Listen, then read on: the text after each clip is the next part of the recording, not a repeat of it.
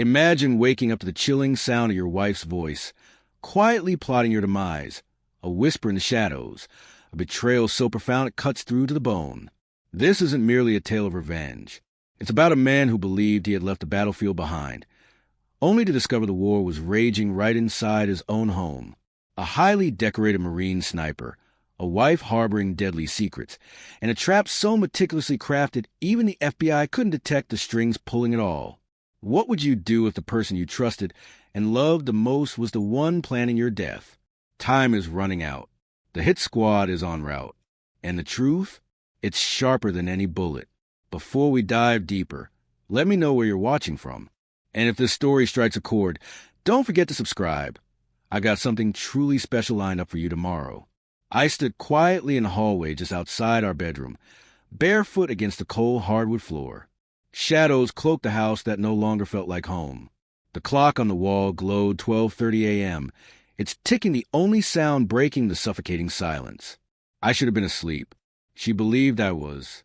But some primal instinct, the kind that kept me alive through war zones and dark alleys, pulled me out of bed. It was a whisper of movement, the slightest shift in the still air, the sensation like sensing a sniper's scope moments before the bullet strikes. Then her voice slipped through the crack in the door, smooth but laced with venom. "Baby, this idiot doesn't suspect a thing. Send a hit team in tomorrow. Make it look like a robbery gone wrong." My lungs caught in my throat. My heartbeat didn't race. It slowed, sharpened. I had been trained for betrayal. Foreign agents, double-crossing informants, traitors with dollar signs in their eyes. But never from her. I had never revealed the real story of my past to my wife. To her, I was just a security consultant, a mundane office worker with a steady paycheck and a predictable routine. She was unaware of the 16 confirmed kills I had as a Marine sniper. She didn't know about the off-the-record FBI operations, the ones that never appear in reports or earn medals. I had left that life behind when I married her, or at least that's what I believed. She was my Achilles heel, my single point of vulnerability, and she knew it well. We met during a hurricane, literally. It was at a charity gala amid Hurricane Lauren. Rain hammering the roof like drumfire, the air thick with salt and desperation. She wore a red dress that clung to her curves like temptation incarnate, and her smile felt like salvation. She said she worked in real estate. I never corrected her when she assumed I was just another corporate drone. I preferred the lie. It made me feel clean, normal, human. We tied the knot 11 months later. A small ceremony with no family present. She said she was estranged from hers. I had no family left. It seemed to fit. The first year was pure bliss.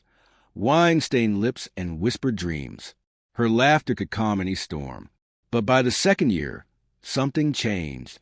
Late nights became the norm. What started as work dinners turned into spa weekends. Her phone was glued to her side. Once, when it buzzed, I reached to check it, and the look she shot me, like I'd cracked open her skull to peer inside, sent a chill down my spine. She changed her perfume, changed her passwords, changed everything. I told myself it was just paranoia, the echoes of PTSD messing with my mind. That's what she always said. "You're imagining things, babe. Calm down. You're safe with me." Safe. Such a strange word. Then one night, she came home with a smudge on her heel. Not perfume, not wine, but gun oil. Hops number 9. Only a shooter would recognize that scent. That's when I started watching her like I did my targets. Quietly, carefully, I tracked her GPS without leaving digital trails, tailed her once, keeping 2 cars behind, until I saw her disappear into a warehouse on 43rd Street in Belmont. She wasn't selling condos there. Still, I waited for proof. I waited for the truth. It arrived on a midnight call she thought I hadn't overheard. When she said, "Hit team," something inside me clicked. The man she married was gone. The Marine sniper she never knew about woke up. I didn't feel fury. I felt clarity. I slipped back into bed beside her, steady and silent. She curled into me, warm with treachery. I held her like it was the last time, because it was. By 3 a.m., I was in my off-grid workspace, burner phone in hand, VPN stacked 6 layers deep. I called in favors, Not from the Bureau, but from darker places, people who owed me for lives saved and bodies buried. Phase 1. Identify her crew. It took less than a day. The real estate company was a front for a freelance hit squad run by her lover, Marco Vasquez, ex-Mossad, now sloppy and greedy. Phase 2. Set the trap. I made it easy for them. Left the back gate unlocked, the safe slightly ajar, stuffed with dummy cash and traceable diamonds. My gun was disassembled in a drawer, vulnerable, exposed. At 2:46 the next night, they came. 5 men, 2 women, armed and overconfident. They thought they were invisible ghosts. They didn't realize I'd replaced every bulb in the house with infrared sensors. I watched their movements in real time on a tablet. I waited until they were inside, then shut down the system and triggered Phase 3. Flashbangs, gas, silent alarms routed only to me. By the time they recovered, 3 were unconscious and zip-tied. 2 were dead. One caught by a piano wire trap in the hallway. The other fell victim to a rigged staircase. The rest fled into the woods, only to run into Claymore mines waiting like old friends. I spared one. Marco dragged him into the living room and tied him to the very chair I used to sit on reading bedtime stories. She arrived 10 minutes later and froze when she saw me. I poured coffee. Want some? I asked.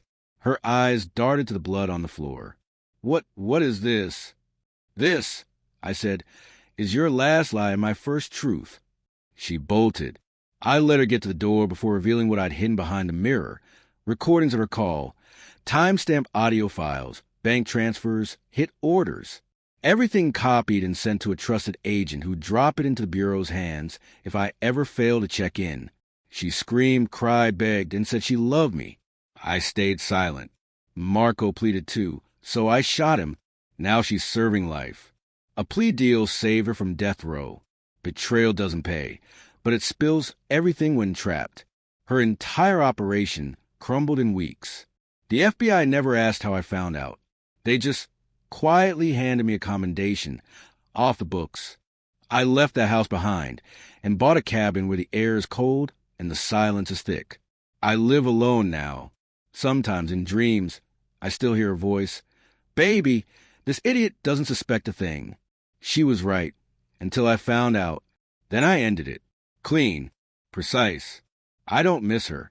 I don't hate her. I don't even think about her. But I never forget the moment her smile cracked.